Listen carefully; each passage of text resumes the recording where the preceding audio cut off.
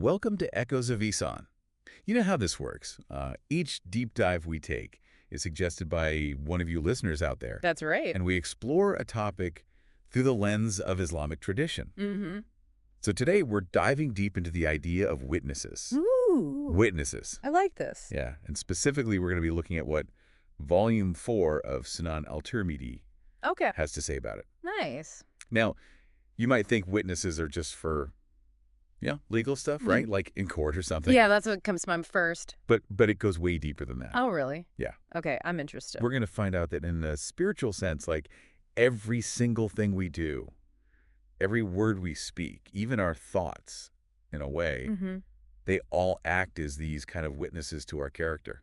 Oh, wow. Yeah, and these witnesses, they can either like work for us, like vouch for us on the day of judgment. Okay. All against us. Or they could totally backfire and, Yikes. Yeah, so we better pay attention. So let's jump right in.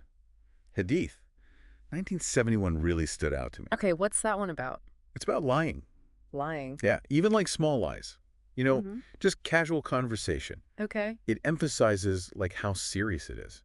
I mean, yeah, lying is bad, but like, is there something specific about this hadith that like caught your attention? Well, yeah. What's really interesting is it uses this really vivid image to show how much Allah like hates lying. Oh, okay. Let's hear it. It says that when someone lies, an angel moves a mile away because of the stench of that lie. A mile. A mile. That's a long way. Yeah.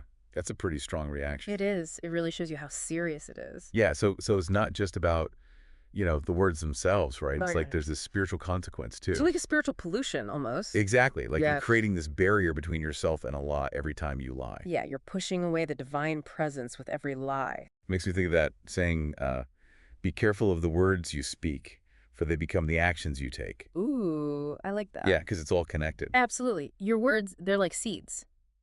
And if you're planting seeds of dishonesty, Even little white lies. yeah, even those, they're going to grow into something bigger. Right, and eventually it'll show up in your actions and your character. You become what you repeatedly do right. Exactly. Yeah. So how do we actually like live this wisdom?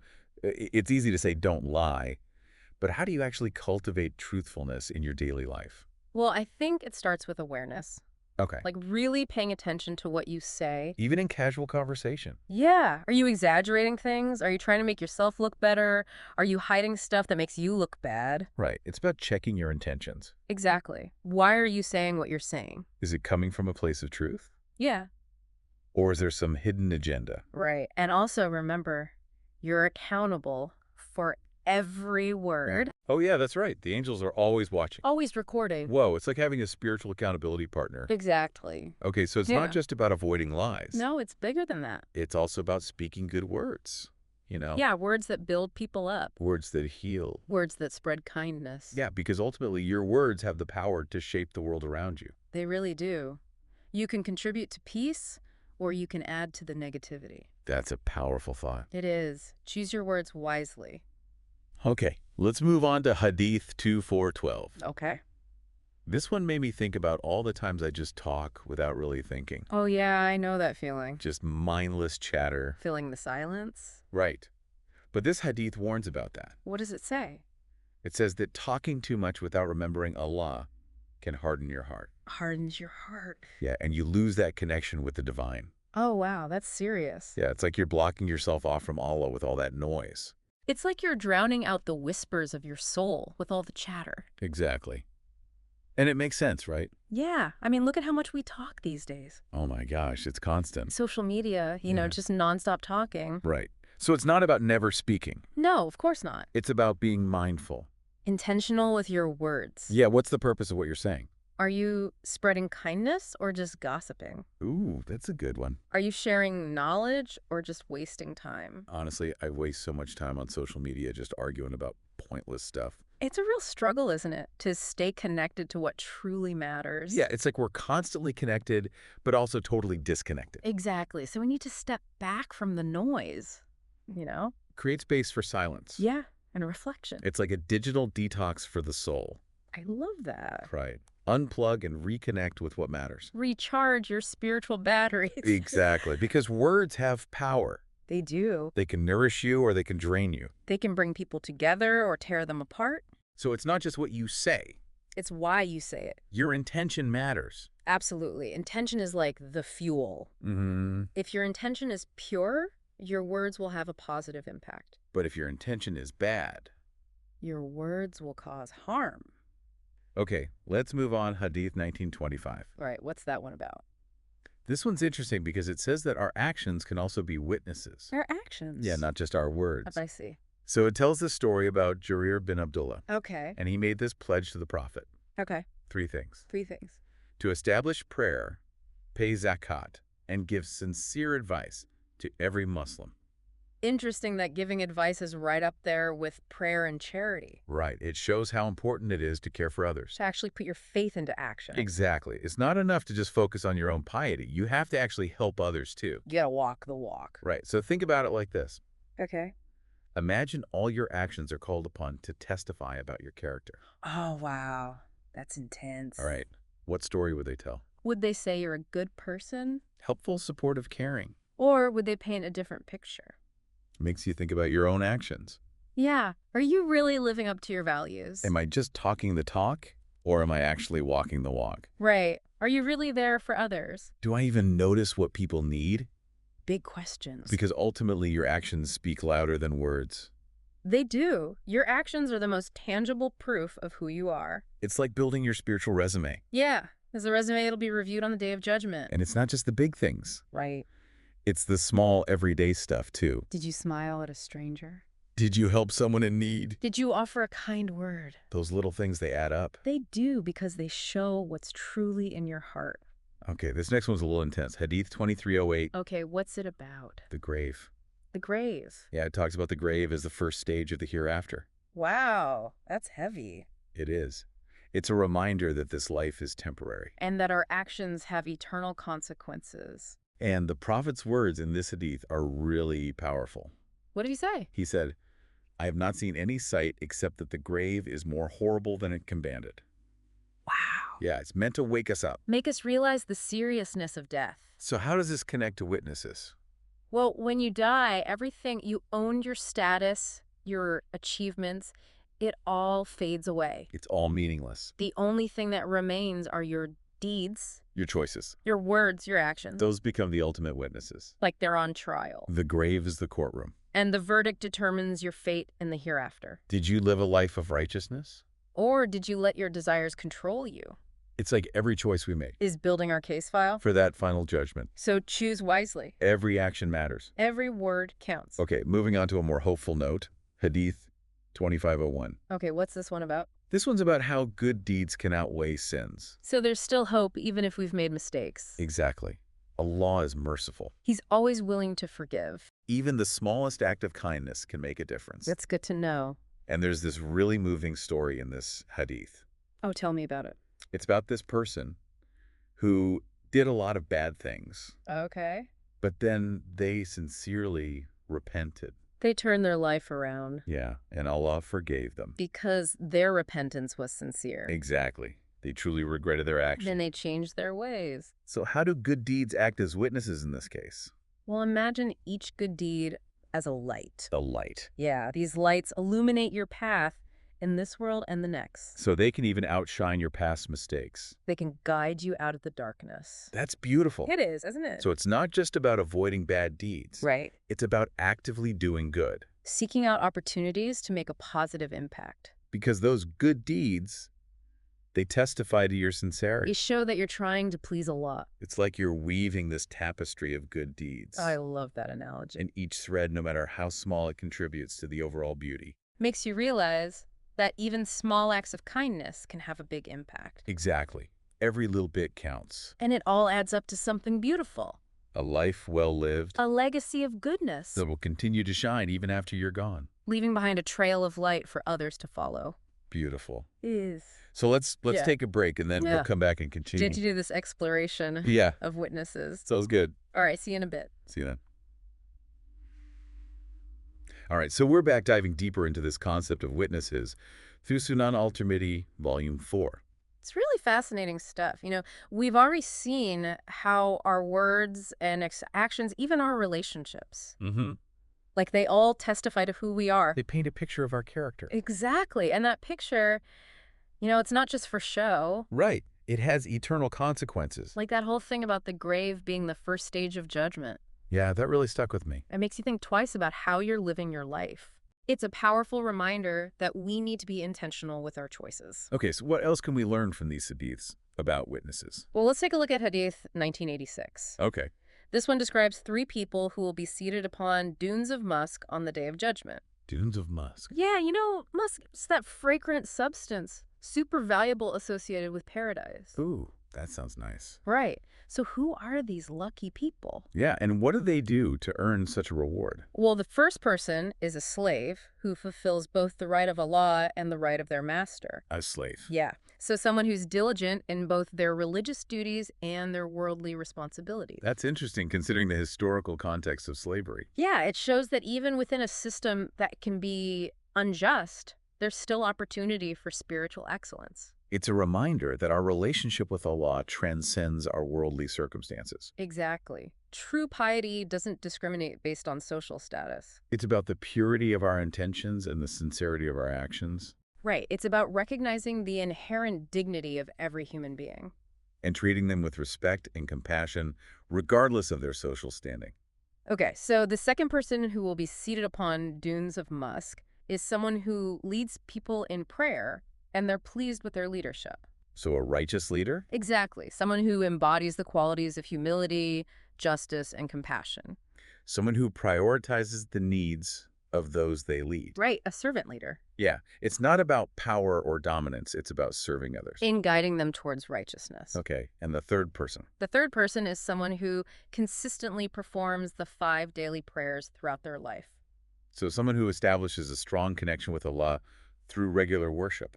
Right. They make prayer a central part of their existence. It's beautiful how these 3 figures represent different aspects of a well-lived life. Yeah, fulfilling your obligations, leading with integrity, and maintaining a close relationship with Allah. It shows that righteousness can manifest in so many ways. Absolutely. And what's really amazing is that the Hadith says these individuals will be envied by both the first and last generations of humanity. Wow, so these qualities are universally admired. Timeless virtues that transcend time and culture. It's inspiring to think about. It is. It makes you want to strive for that level of excellence. Definitely. Okay, moving on.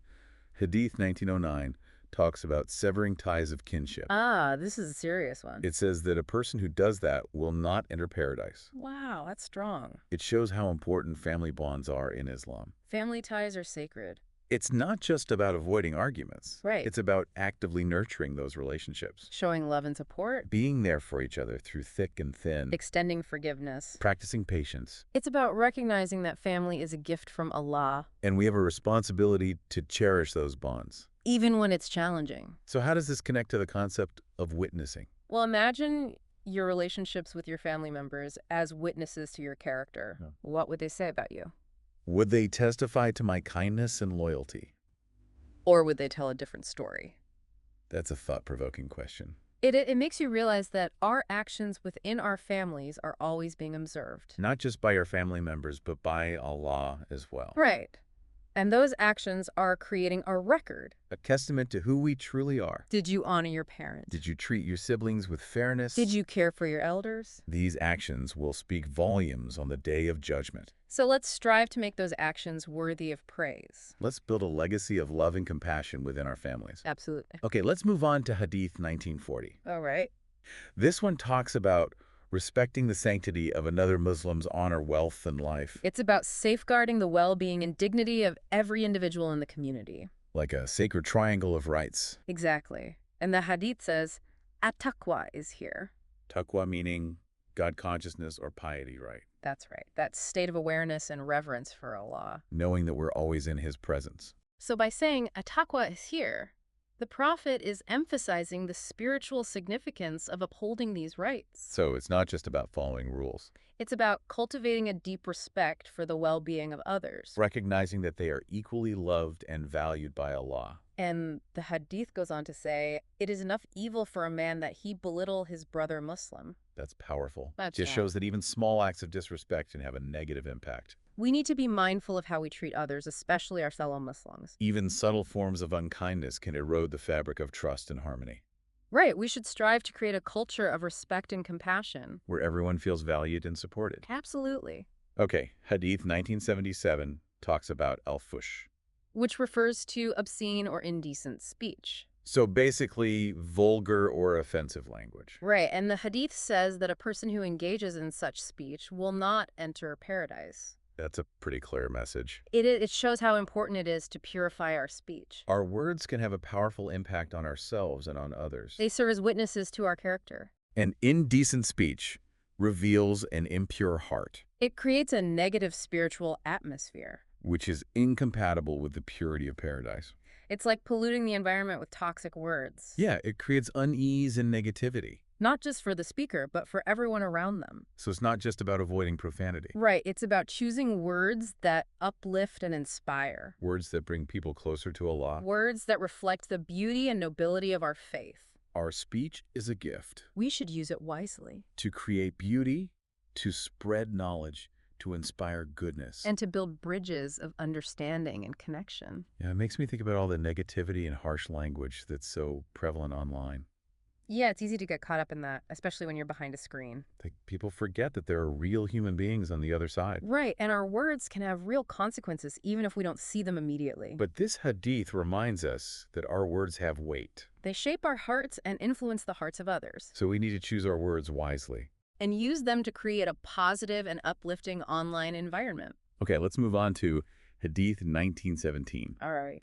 This one's about the relationship between masters and slaves, It advises masters to treat their slaves with kindness and compassion, recognizing their shared humanity. even encouraging them to provide their slaves with the same quality of food and clothing that they enjoy themselves. That's a pretty radical concept for that time period. It challenged the prevailing social norms, And it emphasizes the inherent dignity of every human being. regardless of their social standing. And the hadith uses a beautiful phrase, each slave is the brother of his master. It dismantles the notion of inherent superiority or inferiority. It reminds us that we are all equal in the eyes of Allah. And our relationships should be based on mutual respect and kindness. So how does this apply to us today? Well, it's a timeless reminder to treat everyone with dignity and respect.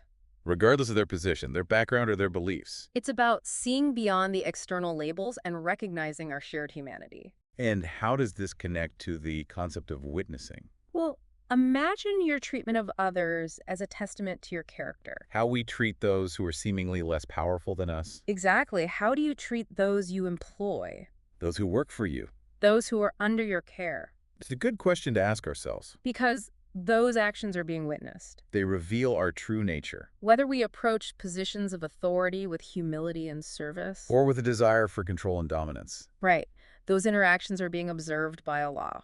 So we need to make sure our leadership style is rooted in justice and fairness. And genuine concern for the well-being of others. Okay, let's move on to Hadith 1993. Okay.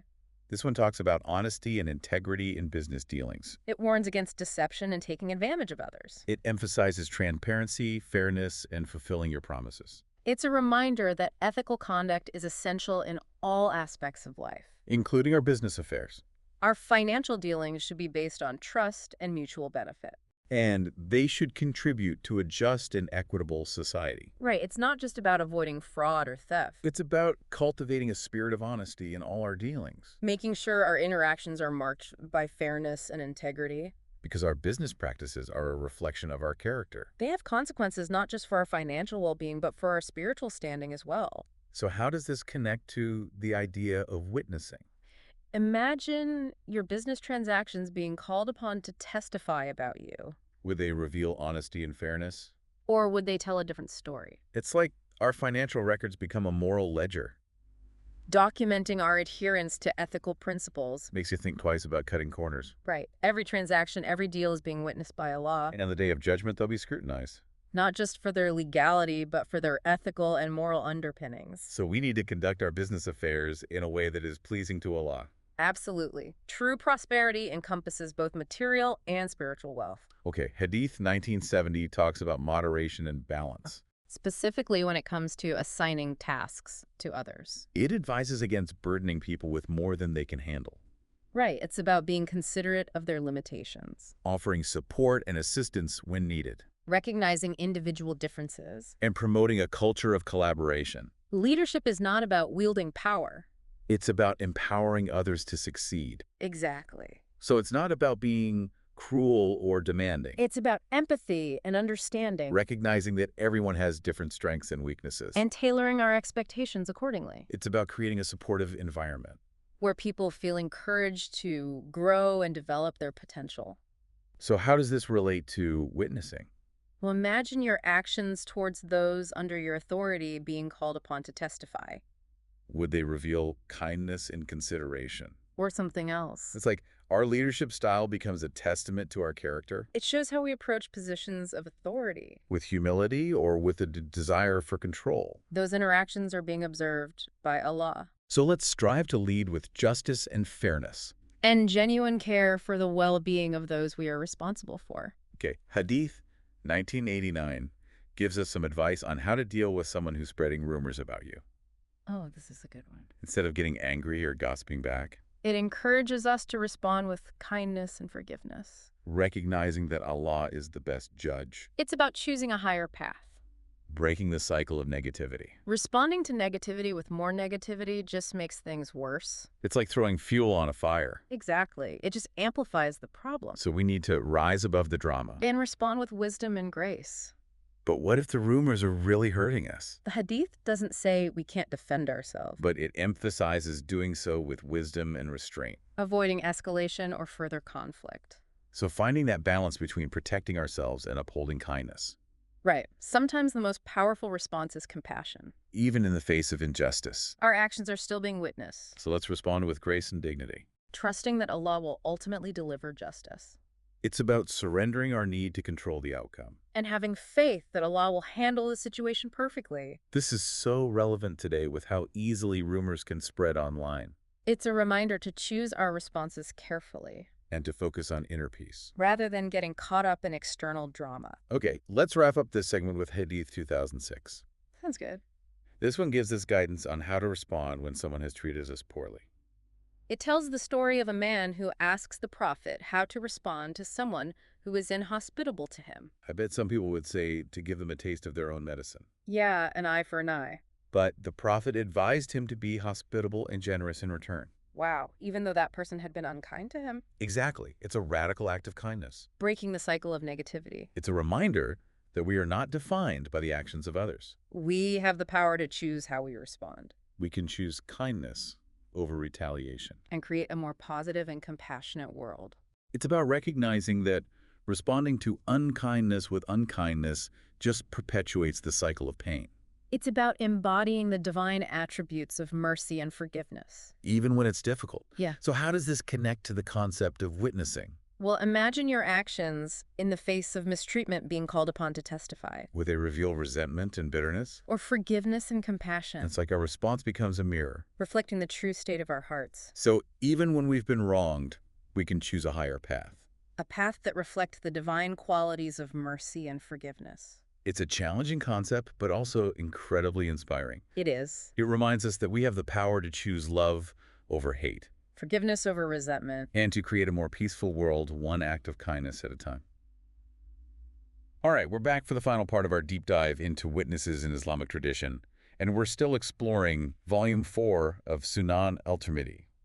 It's amazing how much wisdom is packed into these hadiths. It really is. You know, we've seen how everything we do, every word, every action, even our relationships, they all act as these witnesses to our character. They paint a picture of who we are at our core. And that picture, you know, it's not just for this life. Has eternal consequences. It's like we're creating this permanent record. A spiritual resume. That'll be reviewed on the Day of Judgment. So we better make sure it's a good one. Exactly. Okay, so let's jump into Hadith 2007. All right, what does this one say? This hadith warns us against blindly following the crowd. Even when it goes against our principles. Yeah, even then.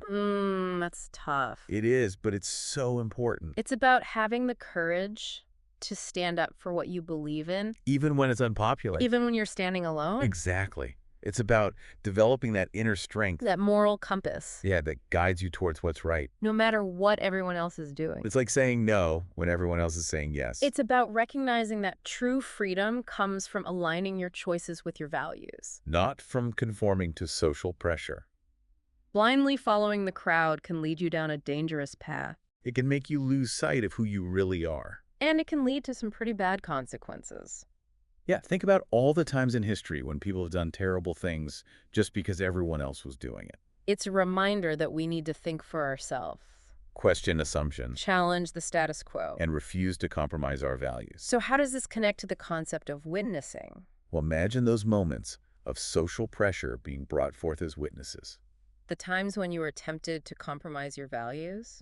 Those choices will speak volumes about your character. Did you stand firm in your convictions? Or did you cave to the pressure? It's like those moments become a test. A crucible where your integrity is refined. They reveal whether your commitment to righteousness is real or just superficial. So let's strive to be people of strong character. People who stand up for what's right. Even when it's difficult. Our courage in those moments will serve as powerful witnesses to our integrity. Okay, let's move on to Hadith 2015. This hadith gives us a beautiful glimpse into the Prophet Muhammad's character. It's narrated by Anas bin Malik, who served the Prophet for 10 years. Wow, that's a long time. It is, and he shares these insights into the Prophet's personal life. Highlighting his gentle nature, his patience, his kindness. It's so inspiring to hear about these qualities. It humanizes the Prophet. Reminds us that he was not just a prophet, but also a man. A man who embodied the virtues he taught. Actions speak louder than words. Exactly. The Prophet's life itself was a form of witnessing. A testament to the transformative power of living in accordance with divine principles. It wasn't just what he said, but how he lived. That inspired those around him. And continues to inspire millions today. His example shows that true leadership is not about power or authority. It's about embodying compassion, humility, and respect. It's about inspiring hearts and minds through the power of your own example. Living in such a way that your actions become a beacon of light. Guiding others towards a path of virtue. And spiritual excellence. It's a powerful reminder that our character is always being witnessed. And that our actions have the power to inspire others. Even generations later. What a legacy. Okay, let's talk about Hadith 2026. All right, what's this one about? This Hadith addresses gossip and rumor-mongering. A timeless problem. It calls those who engage in this behavior khattat, which means someone who maliciously spreads rumors. creating discord and division. And the hadith says that the khattat will not enter paradise. That's serious. It highlights the destructive nature of gossip. How it can poison relationships. Erode trust. And create negativity and suspicion. It's like a virus that spreads through the community. Why do you think gossip is viewed so seriously in Islam? Well, Islam places a high value on truthfulness. Integrity. And the preservation of honor. Gossip often disregards the truth. It violates trust. It spreads private information without permission. Words have power. And once a rumor is out there, it's hard to contain the damage. It's like planting a seed of negativity. Even if it's later proven false, the damage is done. Reputations can be ruined. Relationships can be broken. Communities can become divided. And social media has made it so much easier for rumors to spread. It's like wildfire. Reaching a huge audience instantly. We need to be so careful about what we share online. We have a responsibility to be ethical stewards of information. To verify sources. To think about the consequences of our words. And to avoid spreading harmful rumors or misinformation. Our online interactions are not separate from our spiritual lives. They will be factored into the grand accounting on the Day of Judgment. It's a sobering thought. It is, but it's a necessary reminder in today's world. Okay, let's move on to Hadith 2029. This one offers a beautiful antidote to the negativity of gossip. It highlights the power of humility and forgiveness. It reminds us that charity doesn't diminish wealth. That Allah increases a person in honor for their forgiveness. And that whoever humbles themselves for Allah, Allah will raise them up. True strength lies in humility, generosity, and forgiveness. Forgiveness is not a sign of weakness. It's a sign of strength. It's a gift we give to ourselves. And to others. It frees us from the burden of negativity. And allows us to move forward. And humility is not about diminishing ourselves. It's about recognizing our place in the grand scheme of things, acknowledging our limitations. surrendering to a power greater than ourselves. And when we humble ourselves before Allah, He elevates us. true elevation comes from surrendering to the will of the divine. So how do humility and forgiveness connect to witnessing? Well, think of your acts of charity, forgiveness, and humility as witnesses to your character. They show the world who you really are. They reveal your priorities, Your values. your commitment to spiritual growth. They become tangible evidence of your inner transformation. Okay, so as we wrap up this deep dive, let's take a moment to reflect on what we've learned, We've covered a lot of ground, exploring this multifaceted concept of witnesses. and it's clear that it goes way beyond just legal matters. It touches every aspect of our lives. Our words, our actions, our relationships. They all serve as witnesses to our character. And those witnesses will speak volumes on the day of judgment. So we need to live with awareness, With intention, recognizing the weight of our choices. knowing that they have eternal consequences. We've also learned that even small acts of kindness and forgiveness can have a big impact. They become powerful witnesses to our sincerity. And even amidst the challenges of life, We can choose a higher path. a path of forgiveness, compassion, and trust in Allah. So as we conclude this deep dive, We leave you with this question. if your life were put on trial today, What kind of witnesses would your actions and words bring forth? we encourage you to reflect on this question. And to strive to live each day in a way that will bring forth positive witnesses, Not only in this life, but also in the hereafter.